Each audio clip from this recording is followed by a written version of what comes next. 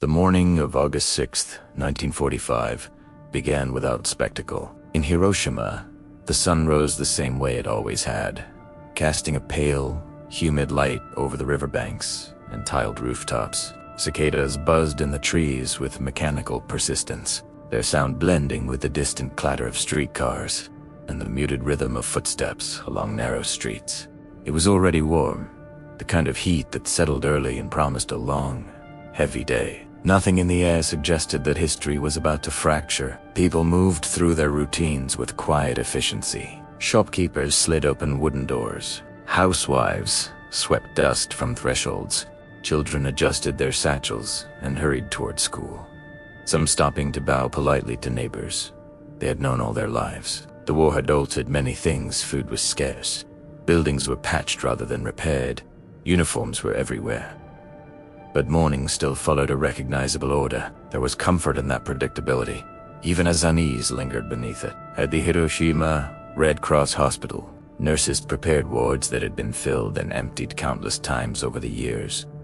Supplies were counted carefully, reused when possible. Doctors reviewed charts by open windows, allowing what little breeze there was to cut through the stale indoor air. They spoke in low voices, aware that sound carried easily through the thin walls.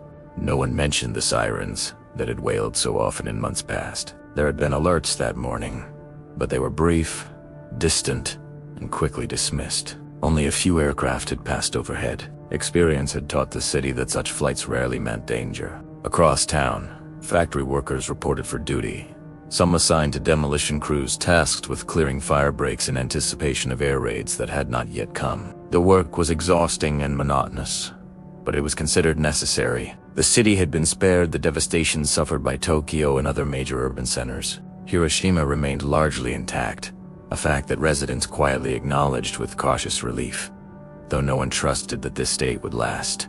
Above the city, at an altitude far beyond the reach of the human ear, a single aircraft moved steadily through the clear sky.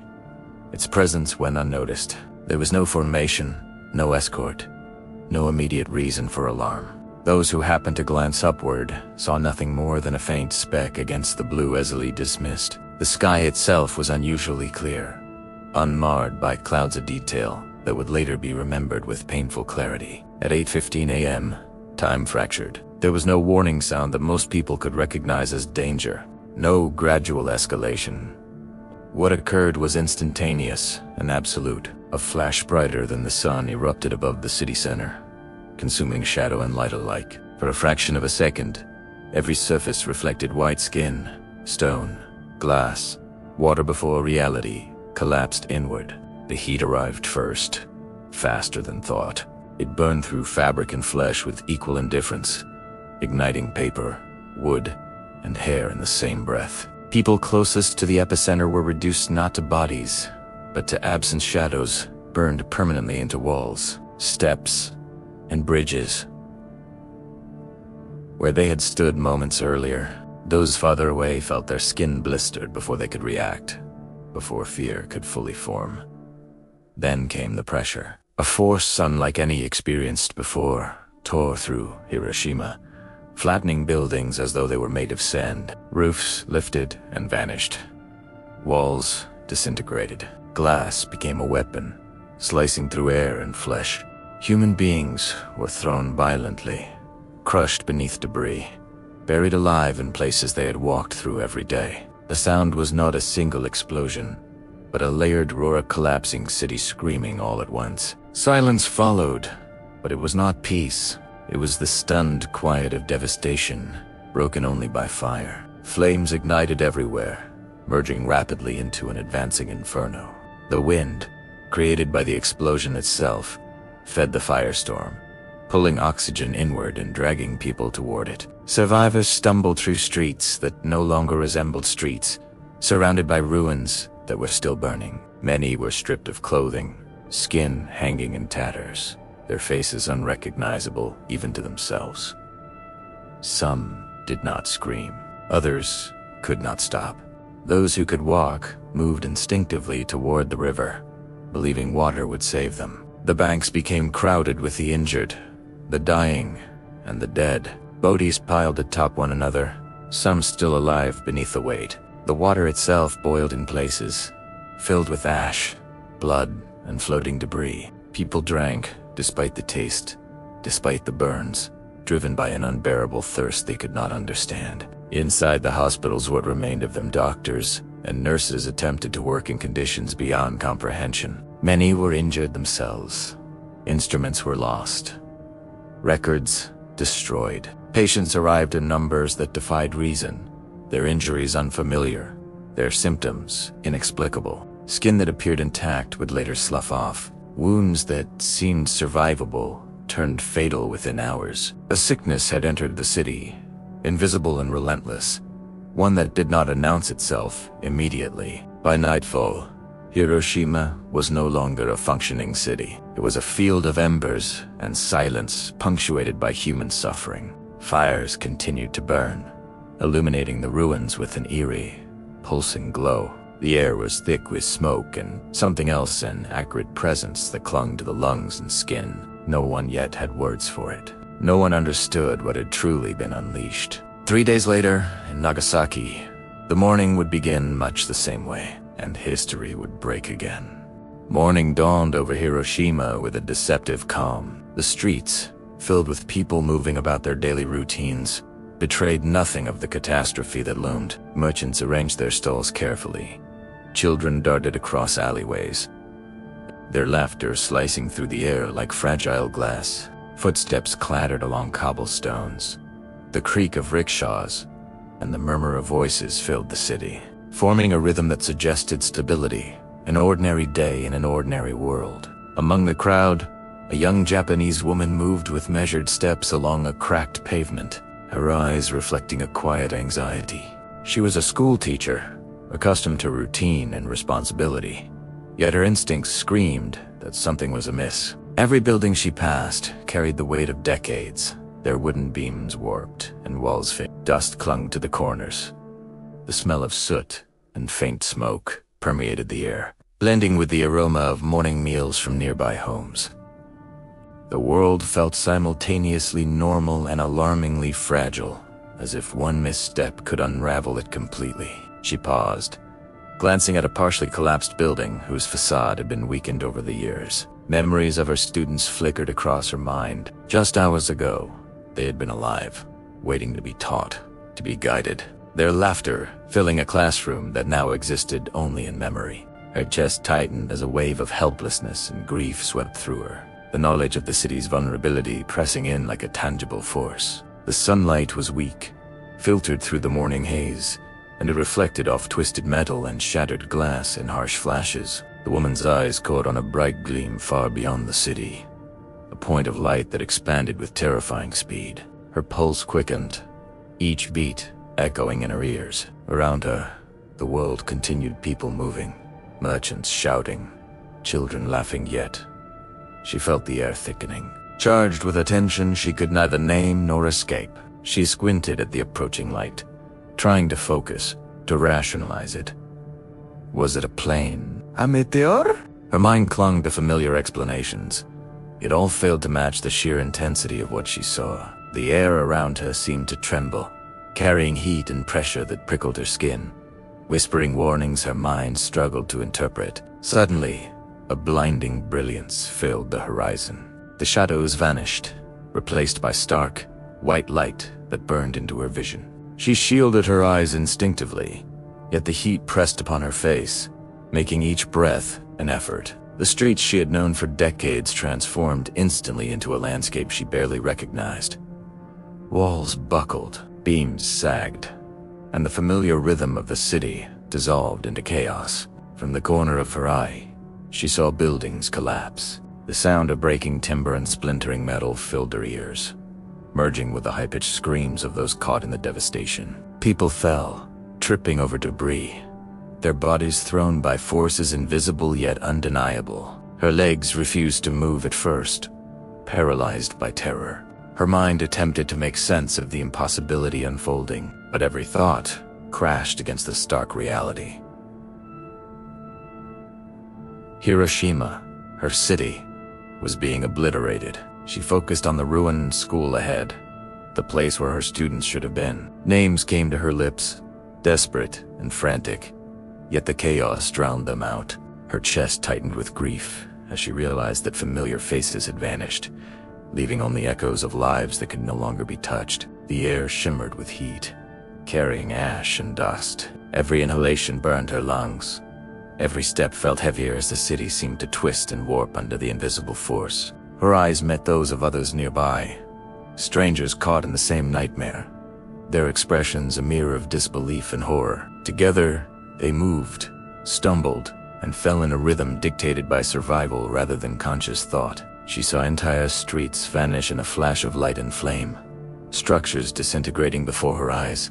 The ground itself seemed to quake, trembling under the weight of the destruction, and she felt it through the soles of her feet, as if reality itself had become unstable. The city's familiar, homely murmur of voices, the distant clang of carts, the playful cries of children had been replaced by an overwhelming, deafening silence, punctuated by shrieks, groans, and the relentless crack of collapsing wood and metal. A lone figure ran past her, carrying a child, both shrouded in dust. She followed instinctively, moving toward any semblance of safety. Though none existed, every corner turned revealed new horror. People trapped under rubble, others engulfed in flames, buildings warped beyond recognition. Their skeletal remained smoldering. Smoke hung thick in the air, curling in unnatural spirals, and the sunlight reflected off it in blinding streaks. The young teacher could barely see, yet her mind recorded everything. The terror, the desperation, the helplessness. She stumbled over debris, the ground beneath her cracked and unstable. Heat pressed down from above, and the smell of burning materials filled her nostrils, thick and choking. The cries of the wounded and dying surrounded her from every direction. Time seemed to stretch infinitely, every second drawn out as if the world had slowed to a crawl, forcing her to witness each moment in excruciating detail. Even in this chaos, she thought of survival. The thought was sharp, cutting through despair. She must survive to remember, to bear witness, to tell others of what had happened. But survival carried its own weight: guilt, sorrow, and a numb awareness that her life had become separate from those who were gone. Her body shook, but her mind pressed forward, mapping escape routes, noting where Rubel might fall, calculating distances and dangers with desperate precision. The destruction continued, unrelenting. Streets vanished, buildings collapsed, flames raced through neighborhoods, and the sky glowed with unnatural light. Everywhere she looked, horror multiplied, and yet she moved, driven by a combination of instinct, fear, and the slim hope that somewhere, somehow, there might still be safety. The morning air in Hiroshima carried a deceptive calm, the kind that presses against the senses with quiet weight, masking the devastation that had already begun to unfold. Smoke lingered above the ruins, curling in thick, dark ribbons that twisted toward the pale sun, reflecting its light in uneven glimmers that danced across twisted metal and shattered glass. The city, once alive with the chatter of street vendors, the laughter of children, and the rhythm of everyday life, now seemed suspended between worlds, caught in a moment where time itself felt fractured, each second stretched and distorted. Among the ruins, the young schoolteacher moved cautiously, stepping over debris and fallen beams, her uniform singed in places, hair disheveled, eyes wide with disbelief. She had witnessed the instant of the explosion, the blinding flash, the roar that seemed to tear through the very fabric of the city. Yet now, standing amid the aftermath, she could feel the full weight of the destruction, not just in the physical landscape but in the hearts of the survivors, in the staggering silence punctuated by screams that rose sporadically from the rubble. The streets were unrecognizable. Buildings that had defined entire neighborhoods were reduced to skeletal frameworks, jagged outlines of once solid structures reaching toward the sky like desperate hands. Dust and ash coated every surface, muting colors and swallowing sounds, creating an eerie, monochrome world that resembled a photograph more than reality. Here and there, fragments of everyday life: shoes, clothing, papers lay scattered, relics of normalcy now suspended in the void between past and present. She saw a man, his clothes tattered. Blood streaked across his face, carrying a small child through the haze. The child clung to him, eyes wide, hair matted, the tiny body trembling in terror.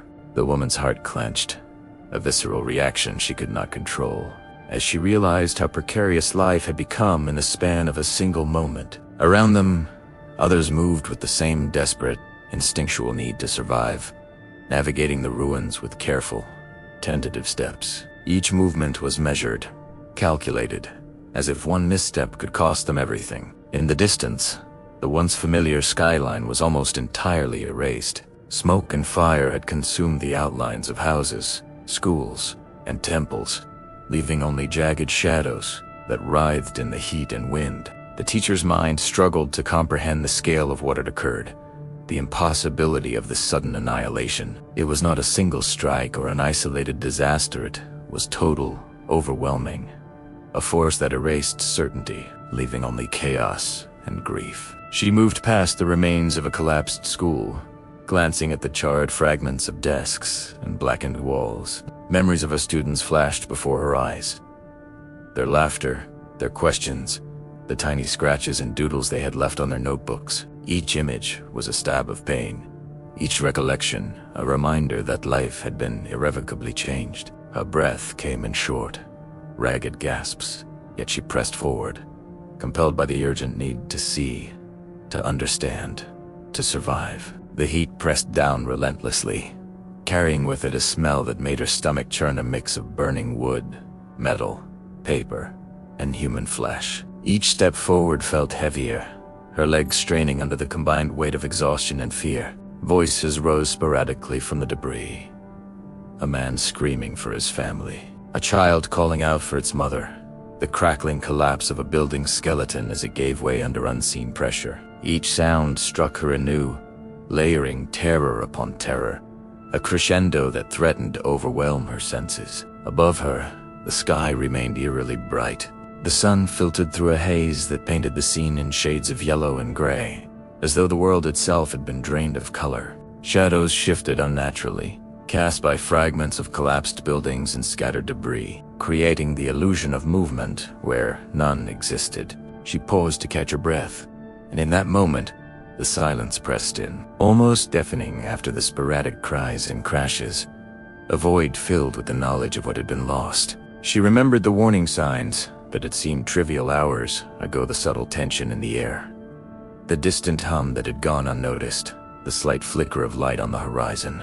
Now those memories were sharp, a reminder of how fragile perception can be, how easily humans can be blindsided by forces beyond comprehension. Around her, survivors stumbled and cried, carrying the injured, shielding the young, trying to move through the wreckage with the slim hope that there was somewhere safe to go. The teacher reached what had once been a marketplace, its vibrant energy replaced by eerie stillness. Stalls were flattened, goods scattered or incinerated, the metal frames twisted beyond recognition. She caught sight of a small group of people huddled in the remains of a stone wall, shielding their faces from the heat and ash, trembling, whispering prayers that seemed to vanish into the thick, suffocating air. Their faces were drawn and pale, etched with fear, sorrow, and disbelief, a living testament to the incomprehensible scale of the disaster. She continued moving, guided by instinct more than conscious thought, stepping over charred timbers, cracked pavement, and discarded objects that hinted at the lives that had been lived here moments ago. A faint moan drew her attention to the side of the street. Beneath the debris of a collapsed home, a man stirred, trapped, his hands clawing at the rubble as though it were an adversary capable of thought and malice. She rushed to him, aiding in lifting planks and stones, the sweat and ash on her hands mingling with the blood and grime of the injured. Every act of helping, every movement, carried with it the double-edged knowledge that survival was uncertain and fleeting. The city itself seemed alive in its destruction. The heat waves rose from the ground in undulating patterns, shimmering across the ruins. Every inhalation carried grit and smoke. Every exhalation burned the throat. Yet even amid the horror, life clung stubbornly. Small movements, faint breaths, whispered sounds reminded her that humans persisted, stubborn and defiant, even when all else had been stripped away. Hours passed, marked not by the movement of the sun, which struggled to pierce the thick haze, but by the gradual spread of panic, exhaustion, and grief. The teacher kept moving, guided by fragments of memory and a determination to survive, each step a refusal to yield to the incomprehensible scale of devastation surrounding her. She passed collapsed temples, shattered bridges, and blackened streets, all rendered unrecognizable. Every familiar landmark was transformed into a testament to impermanence, a monument to the fragility of human endeavor in the face of overwhelming force. Amid the ruins, she found herself in a quiet courtyard, the remains of a small garden barely visible beneath layers of ash and debris. A few survivors huddled together, their faces streaked with soot and tears. They shared water, whispered words of encouragement, offered what little comfort they could in a world that had been stripped bare of certainty. Watching Tim the teacher felt a fragile spark of hope, a reminder that even in the worst of circumstances, human compassion persisted, stubborn and small against the vast canvas of horror. The heat continued to rise as she moved through the city, each breath a reminder of mortality, each step an act of courage against instinct and fear. Smoke hung thick in the air, curling around the ruins, carrying with it sense of destruction and death that etched themselves indelibly into memory. Children cried for parents, parents screamed for children, and somewhere in the distance, a building finally succumbed, collapsing in a cloud of dust and fire that seemed to swallow the street whole.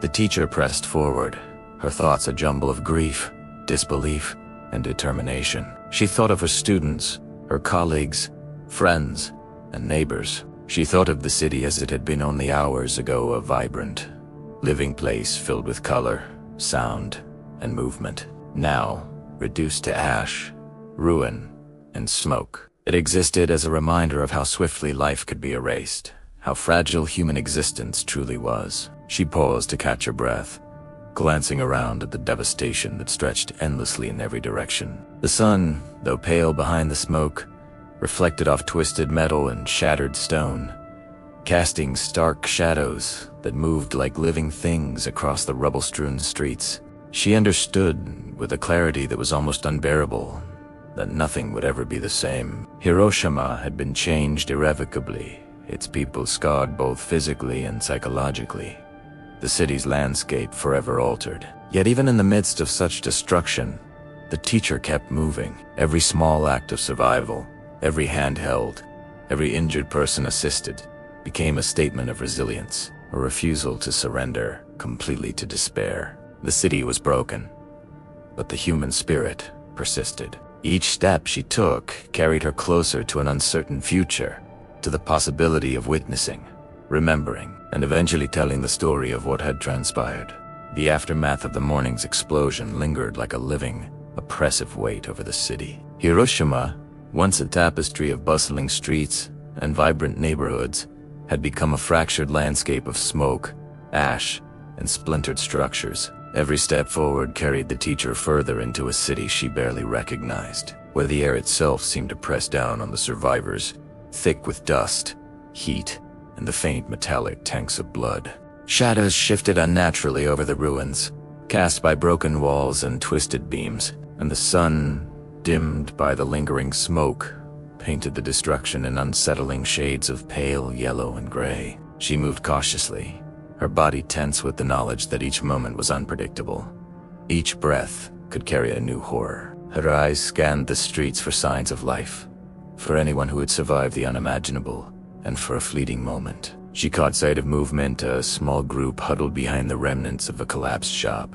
Their faces were etched with terror, clothing tattered, hair singed, skin marked by soot and ash. Children clung to their parents, trembling, eyes wide, the innocence of their youth destroyed in an instant. The teacher felt her chest tighten as she approached, offering water and whispered reassurances.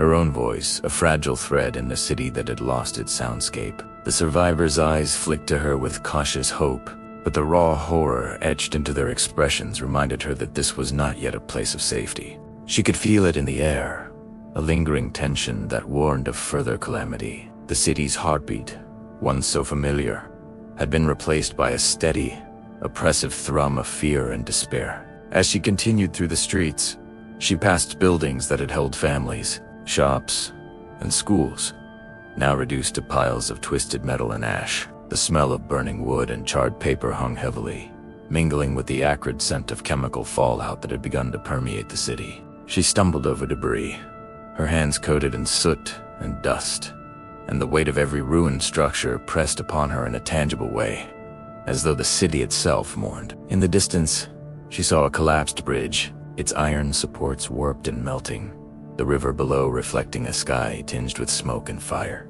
A lone figure crouched on the remnants, attempting to rescue a child from the water, each movement painstakingly slow. Each second, a battle against exhaustion and shock.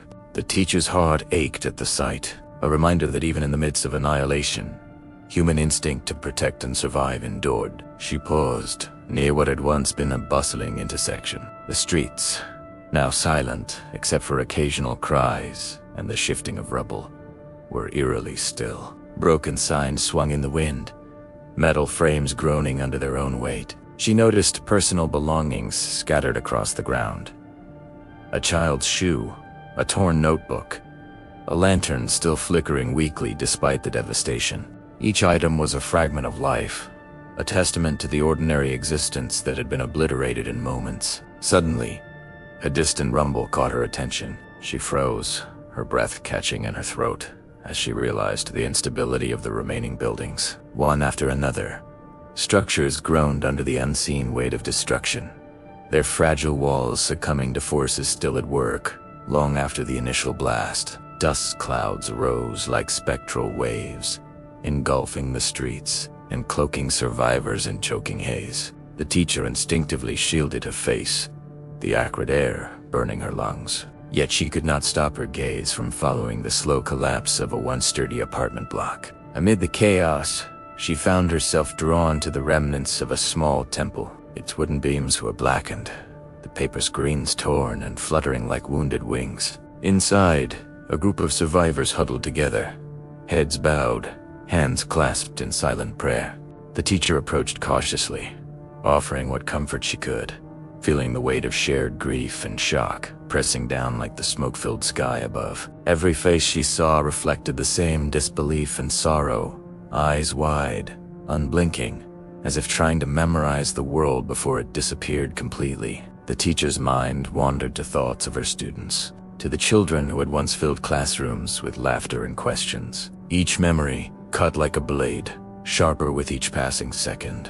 She pictured them now, invisible among the ruins, and wondered which of them had survived. The uncertainty gnawed at her, a relentless ache that pressed deeper than fear, a combination of grief and survivor's guilt. She pressed forward, driven by the need to see, to know, to act, even as her body ached and her lungs burned with each breath. As she moved deeper into the city, she witnessed acts of human resilience amid the devastation. Strangers helped each other climb over rubble, shared meager supplies, whispered words of encouragement in voices cracked by fear. Yet the overwhelming scale of destruction rendered such gestures almost tragically insufficient. Every turn revealed new horrors. Entire families trapped under collapsed homes, streets filled with ashes, fires burning relentlessly, and people wandering aimlessly, dazed, their faces pale and streaked with soot. The teacher paused near a destroyed school, noting the charred remnants of desks and the blackened skeleton of walls. She knelt, brushing away some ash to uncover a small, intact notebook. Its pages were smudged, torn, yet some writing remained.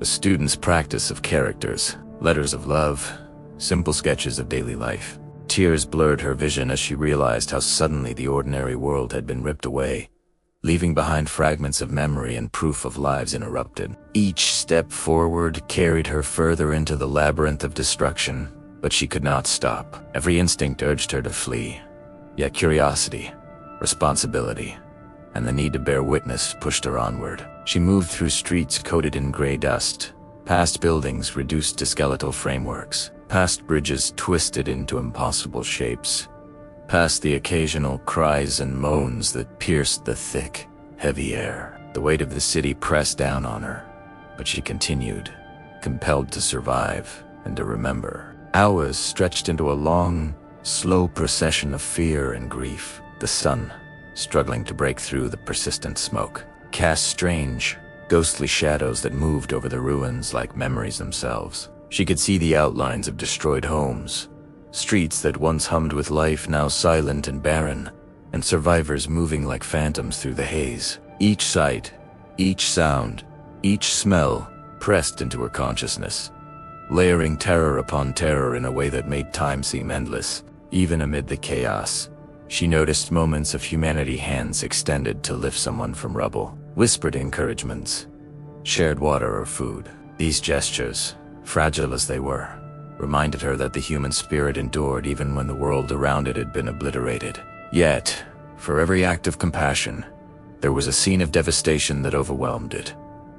Buildings collapsed, fires raged, and the distant groan of dying infrastructure reminded her constantly that survival was never guaranteed. The teacher pressed on, each step a struggle against exhaustion, grief, and the oppressive weight of the ruined city. Smoke burned her lungs, heat seared her skin, and the cries of survivors haunted her ears. Yet she moved forward, driven by the unrelenting need to bear witness. Every building she passed, every street she navigated, every survivor she helped became part of a mosaic of horror, a testament to the fragility of life and the persistence of human will. And as the day wore on, the city remained a sprawling testament to devastation. Its streets, buildings, and inhabitants marked forever by the mourning es unimaginable force. The teacher, though battered and exhausted, continued forward, carrying in her mind the images of destruction and resilience alike, knowing that the story of what had occurred must be remembered,